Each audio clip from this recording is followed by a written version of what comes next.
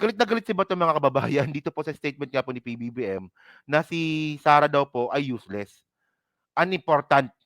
Actually, no, medyo ano pa nga eh, medyo mabait pa nga yung sinabi ni PBBM eh. Sabi ni PBBM, unimportant. Pero kung ano ba yung acronym nun, kung ano man yung ano nun, yung katulad na word nun, di ba? Inutil. In short, inutil. Pinaganda lang po ni PBBM. So sabi niya dito, no? Sabi niya dito. Okay. Marcos confirms asking House to cease impeachment efforts versus Sara Duterte. Malamang alam niyo na to eh. Pero may update kasi dito. So sabi dito ni PBBM, di ba?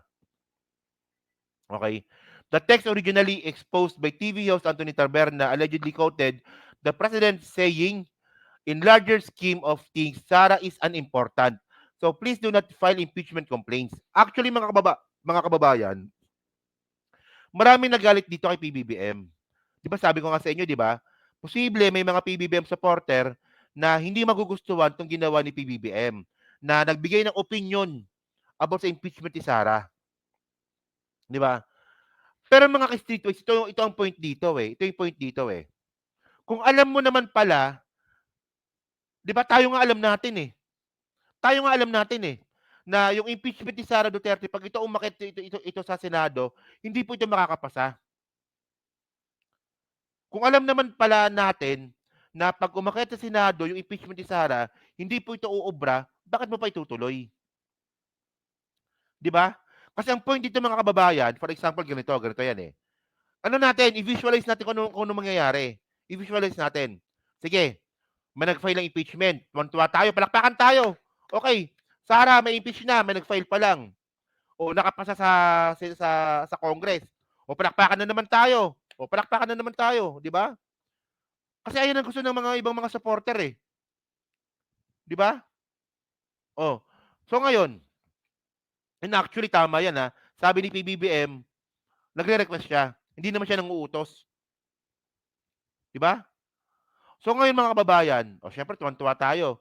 Na-file yung impeachment, nakapasa sa Congress. Pag ito mga kababayan umakyat sa Senate at hindi po ito nakapasa sa Senate, sinong pahiya sa ending? Sinong mapapahiya sa huli? Tayo rin mga kababayan, tayo rin. Tatawa nga ako eh, may mga ibang mga vlogger ganun ang ano eh, yung opinion eh. Hindi dapat si PBBM dapat ituloy yung impeachment. Well, opinion nila 'yon, okay lang 'yon. Pero sige, sige. Kung susundin natin mga kababayan, kung ang ending lang din naman pala nito eh ma-acquit si Sara Duterte sa Senate, ang mangyayari dito mga kababayan, mas marami pang kakampi kay Sara. Agree ba kayo doon? Isipin niyo ha, umakit ang impeachment sa Senate. Tapos ayaw ng mga senador. So anong gagawin ng mga DDS? Anong gagawin ni Sara? O kita ninyo? O pahiya kayo. Wala akong kasalanan. O pina-impeach ninyo ako, wala akong kasalanan. Sinong talo? Tayo rin. O buti sana mga kababayan kung matatalino pa yung mga botante. Di ba? O tama, totoo yan, Sir Toto. Huwag kasi puro emosyon. Buti sana mga kababayan kung ganun katalinuhan tong mga botante natin sa Pilipinas na, for example, si Bato. O si Bongo na lang, si Bongo. For example, si Bongo. O, si Bongo sigurado, pag natuloy yung impeachment ni Sara, boboto po yan ng no. Pero eventually, mga kababayan, dahil po sa maraming bobong Pilipino, iboboto pa rin yan si Bongo dahil sa Malasakit Center. Di ba? Buti sana kung ganun katalino ang mga Pilipino eh na ikaw Bongo, ikaw Robin, Cayetano, bumoto kayo ng no, hindi namin kayo boboto, pero hindi ganoon eh. Ang mga Pilipino mga kababayan, madali po makalimot. So ang importante dito mga kababayan, di ba? Kung ang desisyon ni PBBM ay wag na ipa-impeach si Sara Duterte, o nagbigay siya ng opinion na wag nang ipa-impeach, 'di ba? At kung meron mang mag-file nito, wala masasabi ko lang, suportahan na lang natin. Gano'n na lang, wala tayong magagawa, eh. May nag-file ng impeachment, sige, support na lang tayo. Sana eventually ma-impeach ko si Sara, 'di ba? Basta kayo hindi kasi ako talaga hindi, don't get me wrong, Ako gusto ko talagang ma-impeach si Sara. Wala siyang kuwentang tao, wala siyang kuwentang nilalang. Gusto ko siyang ma-impeach. Pero kung ang ending lang naman pala ng impeachment trial ni Sara ay matatalo lang din naman pala siya, matatalo rin pala tayo, eh di mapapahiya din tayo sa dulo. Tandaan niyo mga kababayan at ito pakita ko 'to sa inyo. Ako nagulat talaga ako dito, eh. Nagulat talaga ako dito. Ayan, oh, ang inaasahan ko po na isa na posibleng bumoto para ipa-impeach si Sara Duterte na si Nancy Binay ayaw din pala. Ayan, oh, tingnan niyo, Sabi ni Nancy Binay 'to, kahapon. Oh, baka magmukha Nazareno. Nancy Binay says no to Sara Duterte impeachment, no to Scarlet Velvet Robe. Oh, di kasi mga kababayan, 'di ba yung Scarlet Velvet Robe na 'yan, ayun po yung sinusuot ng mga senador kapag may impeachment. Ayan yun, eh. Kasi parang nagiging ano sila, eh, parang nagiging judge sila.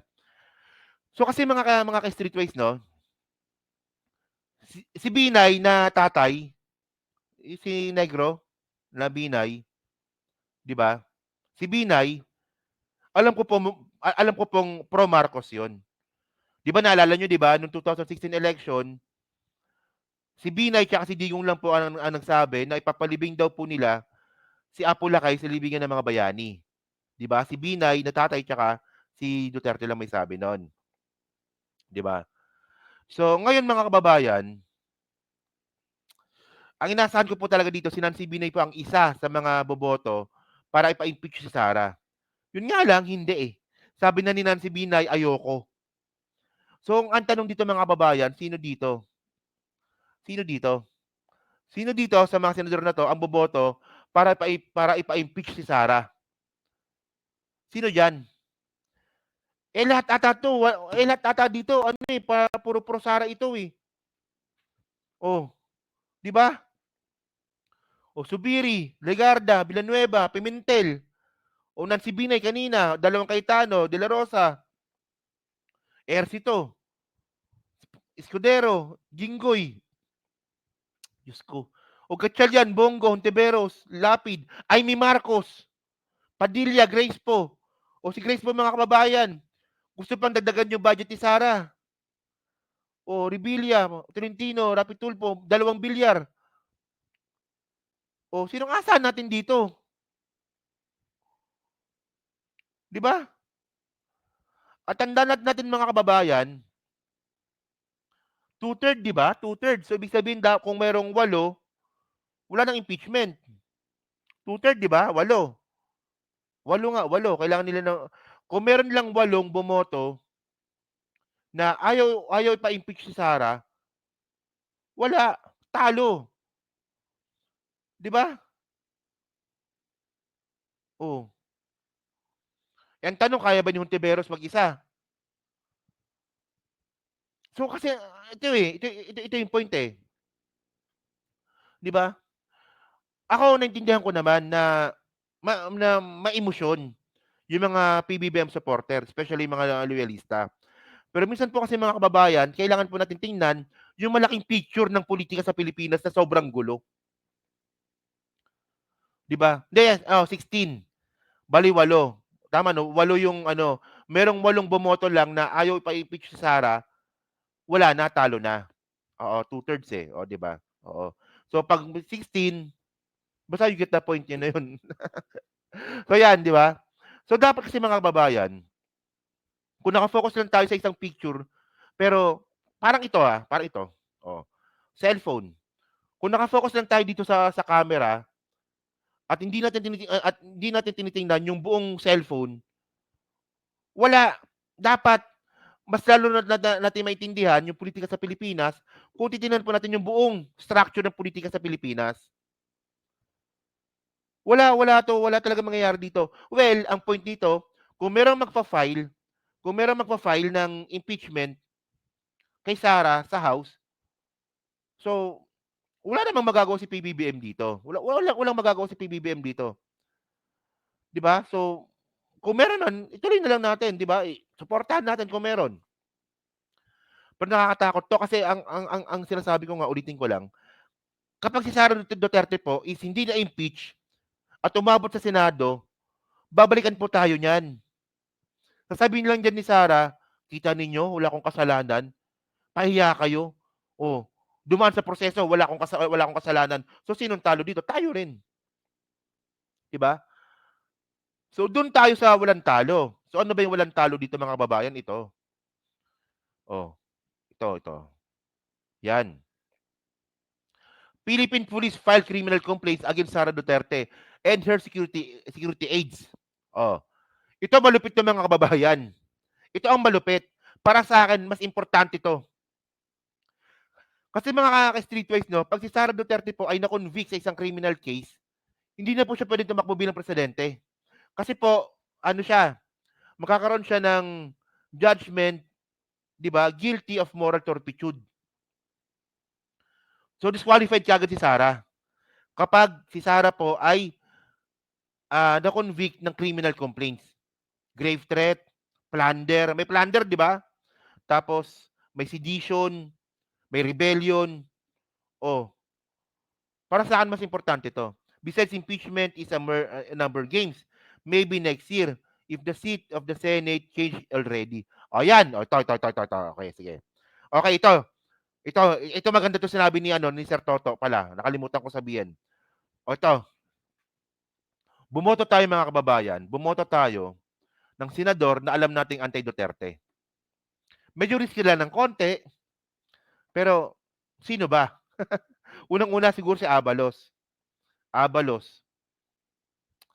Ano ba si Lacson ba? Anti-Digong? Malamang si Lacson mo posible. Si Lacson. Si Busita. Di ba? Sa tingin ko lang, si Busita. Di ba? Kung gusto niyo magpasok ng Dilawan, magpasok ng Dilawan para may katulong si Risa. Isipin niyo ako naniniwala ako mga kababayan na dapat po sa Senado merong oposisyon. Naniniwala akong ganon. Ngayon, sino ba oposisyon ngayon? Si Risa lang eh. Di ba? Si Coco hindi naman eh. Di ba si Soto pwede kong i-consider. So, posible yan. So, ngayon, ang impeachment mga kababayan, nasa kamay din natin. Di ba? Nasa kamay din natin mga kababayan. Tanggalin natin si Bato. Tanggalin natin si Bongo. Ito yung point eh. Ito yung point dito eh. Nagrereklamo to nagrereklamo to mga vlogger. Bakit ganoon? Bakit ganoon si PBBM? Nawawalan na ako ng gana kay PBBM. Maganda siguro ang una niyo munang gawin, 'di ba? Gumawa kayo ng isang hakbang para wag manalo si Bongo. Si Bongo nga hirap na hirap tayong mapabagsak sa survey eh. Tapos gusto niyo pa impeachment. 'Di ba? Hindi nga, honestly mga kababayan, ako ayoko manalo si Bongo. Ayoko sa kanya. O, di ba? Pero kapag nakikita ko yung survey na si Bongo number 4, number 5, putang ina naman. Si Bongo nga hindi natin mapatanggal sa survey eh. Tapos magrereklamo kayo na dapat ipa-impeach si Sara. Di ba? Oh. Marunong pa kasi presidente. Oh. Yan si Tulfo pala, Erwin Tulfo. Erwin Tulfo yan, si Erwin Tulfo. Posibleng mag Sara Duterte no yan. Oo. Erwin Tulfo. Oh. Kaya doon si Bam Aquino, 'di ba? Yan. Ewan ko, bahala kayo kung gusto niyo ng dilawan, 'di ba? O bahala kayo kung sa desisyon ninyo. So kasi natatawa lang talaga ako eh. Sabi pa nila loyalista daw sila, 'di ba? Pero nagrereklamo naman na BBM, bakit gano'n ang ginawa mo? Bakit gano'n ang ginawa mo? Si Bongo nga di natin mapatanggal sa survey eh. Si Bato nanganganib na. O 'di ba? Si Bato nanganganib na manalo. Okay 'yun. Maganda 'yun. Si Amy rin, medyo nasa ilalim na. Oh, si Bongo na lang.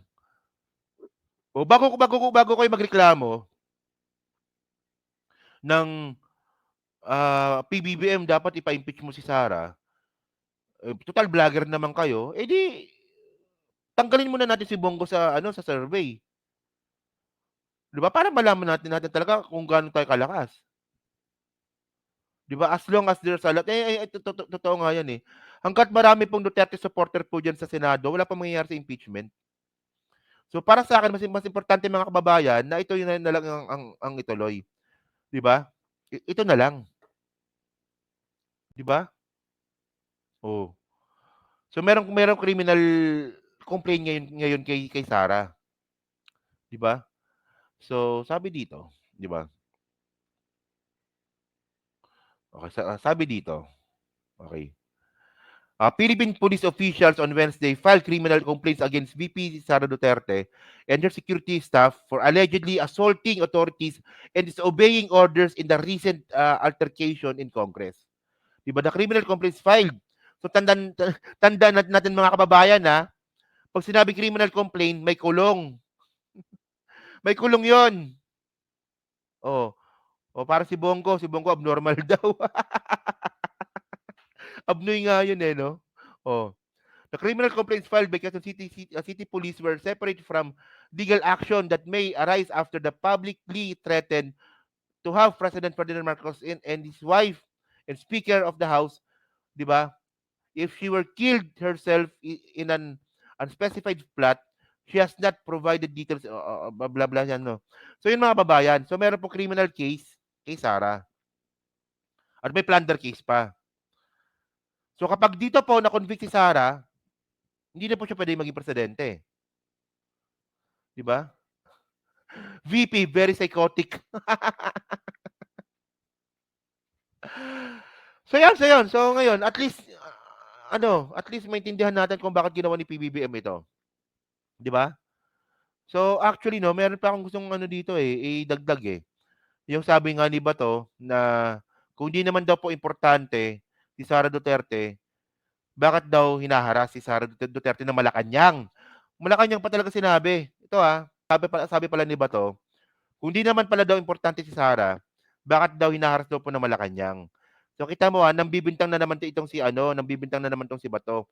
Ayaw na nga ipa-impeach eh. Dinadamay mo pa yung Malacanang dito, di ba? Dinadamay niya pa yung Malacanang, sabi na nga ni PBBM, ayaw niyang ipa-impeach. Nagbigay na nga ng opinion. Tapos ito namang bobong Bato naman, hindi naman naintindihan. Actually, kung merong walang kwenta dito, ikaw yun.